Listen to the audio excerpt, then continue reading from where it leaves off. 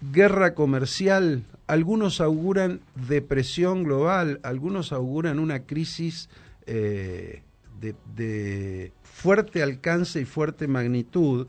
Tenemos en línea a Alberto Ruscolequier, no sé si lo digo bien, supongo que estoy aproximándome. Alberto Ruscolequier, licenciado en Economía y analista internacional, para que nos aclare un poco estos temas que a todos nos tienen por lo menos asustado, diría. Alberto, Martín saluda desde aquí, un gusto enorme conversar. Gracias, Martín, muchas gracias por el contacto. Bueno, la verdad que lo que anunció el presidente Donald Trump en el día de ayer constituye, en mi opinión personal por lo menos, es como si fuera el día de junio de 1944, cuando las tropas aliadas desembarcaron en Normandía, y a partir de ahí se cambia el paradigma mundial. Y la verdad que Donald Trump tiró por la borda, por así decirlo, las últimas décadas que se habían establecido en un mundo global en el cual se hablaba de libre cambio, las políticas adecuadas, libre mercado, abrir las fronteras. Y la verdad que el presidente norteamericano, con esta impronta muy particular que él tiene, decidió cambiar el paradigma no solamente en la parte geopolítica, además, sino también en la parte geopolítica mundial. Que la verdad que las dos están relacionadas. ¿Por qué te digo esto? Estados Unidos, Trump dice, la verdad es que nosotros, Estados Unidos de Norteamérica, estamos teniendo un déficit anual de $1.200.000.000.000. Para que nos hagamos una idea, ese $1.200.000.000.000 equivale a 2 PBI de la República Argentina, ¿correcto? En consecuencia, esta es la diferencia entre importación y exportación. Pero la verdad es que cuando uno mira el desagregado de estas cifras, la verdad es que de esa diferencia, $295.000.000.000 son por el intercambio con China, deficitario para Estados Unidos. También tiene un déficit muy importante con México, tiene un déficit muy importante con Vietnam, tiene un déficit importante con Canadá. La verdad que en realidad estos 4 países que te mencioné son casi el 70% del déficit norteamericano. ¿Por qué te comento esto? Entonces, la presión económica está relacionada con lo que el presidente norteamericano pretende obtener de cada uno de estos países con los cuales tiene un mayor déficit. Con China ya sabemos que hay una pulseada geopolítica que es muy anterior a los aranceles, que se dirime en diferentes campos. Con México, él pretende tirar por la borda este tratado de NAFTA, el libre comercio, que tiene ya muchísimos años entre Canadá, Estados Unidos y México. En el caso de Canadá, él apunta también con la presión a que sea el Estado número 51, y en consecuencia va a utilizar este poder económico, porque cuando hablamos de Estados Unidos, tenemos que entender que Estados Unidos es el 25% del PBI mundial. Un país que tiene 4% de la población mundial, pero produce el 25% del PBI mundial. En consecuencia, si Estados Unidos estornuda, todo el mundo se resfría, por la enorme incidencia que esto tiene. Ahora veamos, en el caso de Argentina, ¿cómo afecta esto?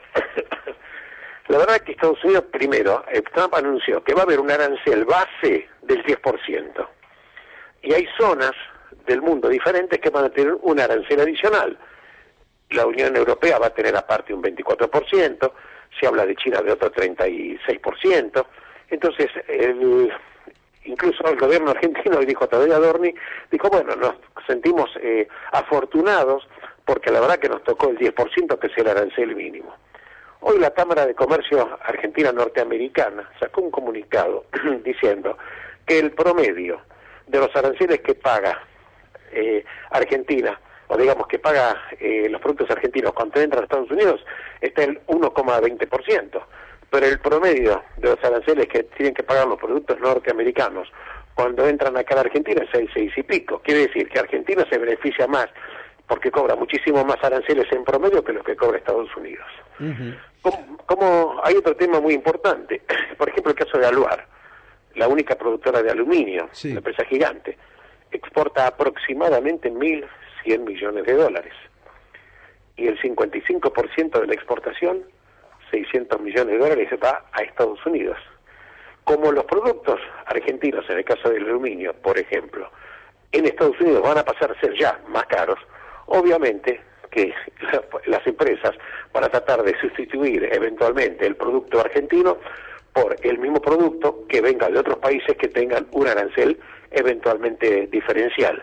Y aquí vamos a ver en consecuencia que los países van a empezar a tener estos enfrentamientos económicos, porque la verdad que Estados Unidos, que es el destinatario de enorme cantidad de exportaciones de los países, bueno, esto va a provocar que los aranceles van a provocar inflación interna en Estados Unidos, esto va a provocar baja de la actividad económica, porque va a provocar la baja del consumo.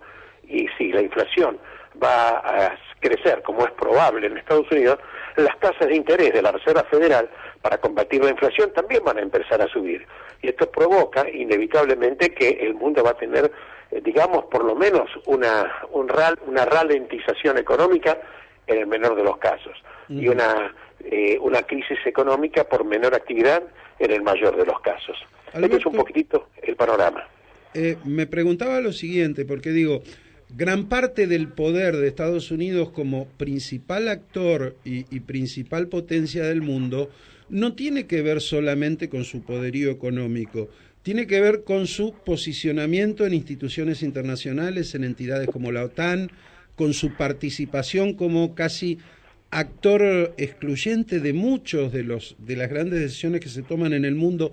Salir de todo eso para Estados Unidos y pensar que todo está pasando por la economía, el arancel, la producción y la guerra comercial, ¿no es parte de una resignación de poder enorme? Digo, Estados Unidos sigue siendo Estados Unidos si sale y deja de jugar en un montón de terrenos donde era un actor central.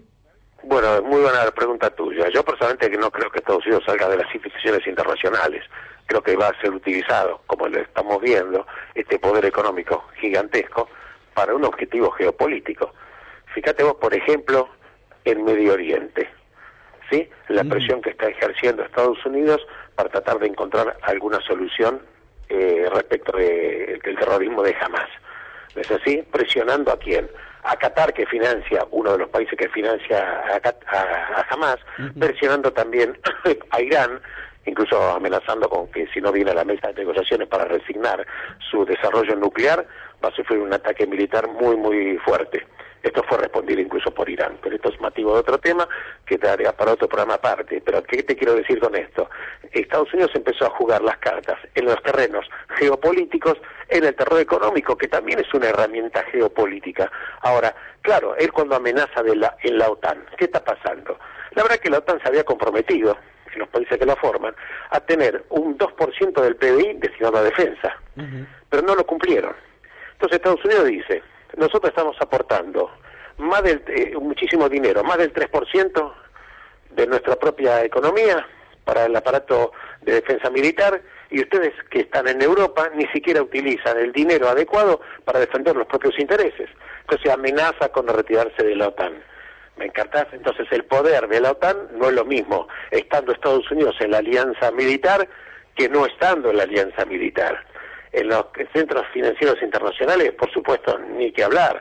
Fondo Monetario, que vos comentaste, Estados Unidos es el 16% del capital del Fondo Monetario. También es verdad que tiene poder fuerte Japón, Alemania y China, pero lo concreto que está haciendo Trump es tratando de delinear esta famosa frase MAGA, Make America Great Again, hagamos grande América nuevamente, tratando de barajar y dar de nuevo. Entonces estamos viendo, por eso yo te lo comenté, como si fuera el día D en la parte económica a través de los aranceles, en la parte geopolítica a través de los nuevos posicionamientos. Fíjate vos, por ejemplo, el tema militar. OTAN no llega a cumplir el 2% del PBI para invertir en la parte militar. Rusia está invirtiendo el 6.4%. Rusia está invirtiendo muchísimo más dinero que la propia OTAN. Entonces estamos viendo en definitiva con esto que hay todo un realineamiento de posiciones que el presidente Trump quiere hacer. Si lo va a lograr o no, con qué resultado, si le va a salir el tiro por la culata, esto es otro tema. Por eso algunos periodistas dicen, ¿es el día de la liberación, como dice Trump, o es el día de la resignación o el día de la derrota comercial? Porque está sumiendo al mundo en una situación un poco, ¿cómo te podría decir?, muy extraña. Fíjate, las bolsas en los papeles de Argentina en Estados Unidos se han derrumbado. Fíjate vos lo que está, el nuevo país está tocando ya los 900 puntos básicos. En consecuencia, fíjate vos lo que está pasando con el oro, $3.100 la onza. Si bien es cierto que el oro venía subiendo por la pulseada geopolítica que China le está haciendo a Estados Unidos, cuando China reemplazó la tercera parte de las reservas que tenía en el Banco Central chino de bonos del Tesoro norteamericano, los reemplazó por oro para tratar de debilitar al dólar y tratar de imponer al yuan también como una de las monedas de intercambio comercial. Estamos viendo un mundo muy complicado, un mundo muy luchado, y bueno, hoy nos estamos viendo que en realidad Trump ya lo había comenzado apenas su mandato, que iba a empezar con todas las presiones de aranceles. ¿Te acordás que comenzó con Canadá y México, que luego lo postergó, hasta que en mi opinión personal finalmente va a lograr concesiones políticas para que la gente de alguna manera diga, bueno, menos aranceles, entonces van a tener que ceder frente a Estados Unidos en algo. Si lo logra o no, lo veremos. Pero es un poder militar número uno, es el poder económico número uno, y bueno, no es pequeña cosa de lo que estamos hablando. Alberto, buenas tardes, te habla Enrique Villalobos. Dentro del aspecto económico y militar, también hay otro que me interesa saber, en los organismos internacionales, dado el aporte muchas veces mayoritario que hace Estados Unidos para el sostenimiento de la Organización Internacional de la Salud, que ya se retiró, las mismas Naciones Unidas, la UNESCO también creo que se retiró, y otros organismos de peso internacional en los cuales el aporte norteamericano era prácticamente fundamental. Al sacarse o al retirarse de eso, al disminuir su política de participación internacional, también se cae una serie de áreas de discusión, de influencia de Estados Unidos en el mundo, y también se debilitan estas organizaciones. También lo hizo con este organismo de ayuda y beneficencia que hay en todo el mundo, que también lo dio de baja. ¿Cómo también se va a configurar el mundo en ese aspecto? Bueno, buen comentario. Estos son diferentes caras del mismo de la misma política de Trump. Empecemos, como dice el destripador, vayamos por partes. Veamos, por ejemplo, se retiró de la Organización Mundial de la Salud. La verdad que la Organización Mundial de la Salud había sido ya criticada por el gobierno norteamericano, porque te acordás que cuando fue la epidemia del COVID, Ghebreyesus, que es el presidente de la Organización Mundial de la Salud, o el director, en realidad es un hombre que tardó 4 meses, entre septiembre del 2018 y el 2019, tardó 4 meses en declarar pandemia del COVID. ¿Por qué? Porque la verdad que Ghebreyesus había llegado a ese cargo por una presión muy fuerte de China. Y la verdad que las informaciones que había tenido en ese momento la Oficina de Inteligencia norteamericana era que el virus ya se había detectado ya en septiembre y tardaron 4 meses para hacer el anuncio. En consecuencia, Trump dijo, pero al final, si la Organización Mundial de la Salud fracasó incluso en una alerta temprana de esta pandemia, al final nosotros estamos poniendo plata para sostener, somos los únicos los importantes sostenedores de la OMS, y al final esto ¿a quién le estamos sirviendo? A nadie. Respecto de la OTAN pasa lo mismo, pero bueno, esto es lo que estamos teniendo. Se está retirando de otros organismos que tampoco dicen cualquier cosa. Incluso está Estados Unidos respecto de la Corte Penal Internacional no actúa ahí porque nunca aceptó la jurisdicción, no fue el único país tampoco, pero en muchos organismos vamos a ver que Estados Unidos se va a ir retirando porque dice, estos organismos internacionales no sirven a los intereses norteamericanos y nosotros no tenemos por qué pagar con los impuestos de los norteamericanos estos organismos que no le dan ningún tipo de beneficio. Claro, está tirando atrás toda esta décadas y décadas de construir un mundo que esté con todos los efectos que tiene, un mundo un poco más con interacción, con más relacionamiento, con más negociación. Ahora es la ley del más fuerte. Alberto. Sí. Buenas tardes, Daniel Gallardo lo saluda. ¿Qué tal, Daniel? Los principales medios del mundo hablan de un momento bastante negro para las bolsas y no sé, estaba pensando esto, que más allá de que nos pueda beneficiar o no beneficiar, que muchos entran en ese debate del 10% de aranceles a la Argentina, si en definitiva a la endeble economía de nuestro país esto nos va a golpear por otros lados, y además ya con este 10%, por ejemplo en la economía regional de Cuyo, que está perjudicando, lo hablábamos con los colegas, a importantes puntos que tiene esta economía regional, como es por ejemplo la vitivinicultura. Claro, claro. ¿Cómo va a ser el panorama que viene? Mucho más complejo. El panorama que viene va a ser un panorama muy muy duro. Esto es lo que hay que ver. Nosotros hablamos en promedio del 10%, pero aceptemos que el mundo va a entrar en una declinación económica, en una ralentización. ¿Qué quiere decir? Que como consecuencia, por ejemplo, en un mundo que está con esta situación económica en declive, las commodities van a bajar de precio. Y si las commodities van a bajar de precio, los PBI se van a ir achicando o no van a crecer en términos reales. Entonces, Argentina, por supuesto, por más que le tocó el arancel más bajo, no fue el único país. No obstante, esto de alguna manera lo perjudica. El promedio, para darte una idea, del intercambio comercial entre Estados Unidos y Argentina en la última década, el promedio fue superavitario para la República Argentina, en promedio 2.400 millones de dólares deficitario por 2.400 millones de dólares. O sea que si con toda esta situación esto se sigue ralentizando, bueno, el promedio del déficit comercial de Argentina va a ir subiendo con Estados Unidos. O sea, un mundo que crece menos, un mundo que tiene mayor tasa de interés, un mundo que ralentiza, esto al argentino no lo va a beneficiar, porque ese mundo va a tener menor valor de las materias primas, los commodities que exporta Argentina, y esto en definitiva va a tener inevitablemente un sacudón en la República Argentina. Esta es la verdad.